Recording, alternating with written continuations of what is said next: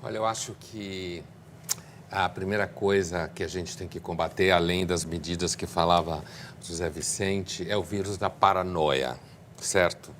Eu hoje recebi do hospital da France Salpêtrière, que é um hospital muito famoso, porque o Freud estudou lá, o Charcot lançou as bases do estudo da histeria, um texto de um dos médicos em que ele pedia à população francesa para não gastar toda o contingente de máscaras, porque quem precisa de máscara não é quem está num café, tomando café, ou num restaurante.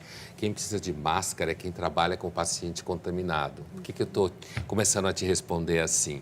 Eu acho que o primeiro passo é combater a paranoia. E eu acredito, seguindo da linha que falava o Zé Vicente, que a mídia pode ajudar muito. Por exemplo, a gente acabou de assistir uma entrevista de uma brasileira que teria contraído o coronavírus no Irã.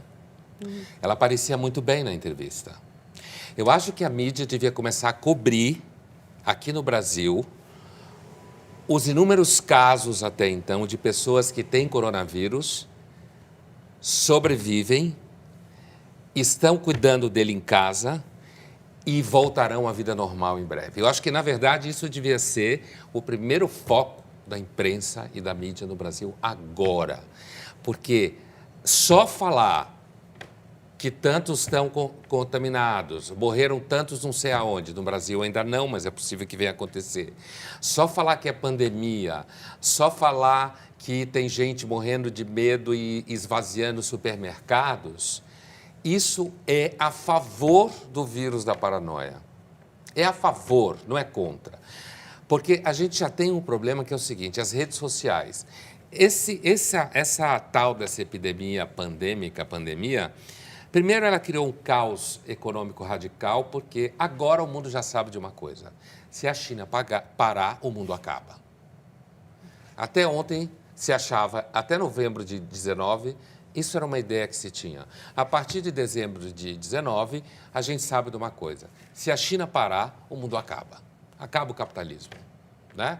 Exagerando um pouco, mas no sentido de que essa loucura toda na economia é porque isso pegou a China, e a China é, ao lado dos Estados Unidos, o centro nervoso do capitalismo globalizado.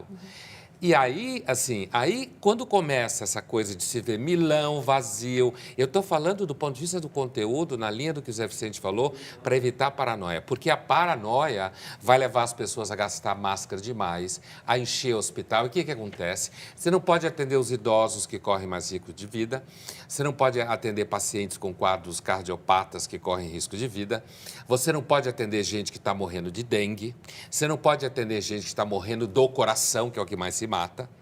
Então, a gente está vivendo uma situação hoje que, é claro que você tem que evitar o contágio, mas eu acho que quando você está trabalhando com conteúdo de formação, nesse momento, para você passar para as pessoas a sensação, olha, o mundo não está acabando.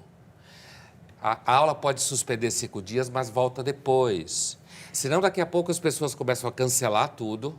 Eu não estou falando nem do dano econômico. Cancela tudo, fica todo mundo em pânico dentro de casa, sem ter o que fazer, os casais começam a brigar, e aí dá tudo errado. Então, assim, tem gente no Brasil que está com coronavírus e teve, e sobreviveu, e está vivendo. Então, a gente tem que mostrar que o coronavírus não é a peste negra.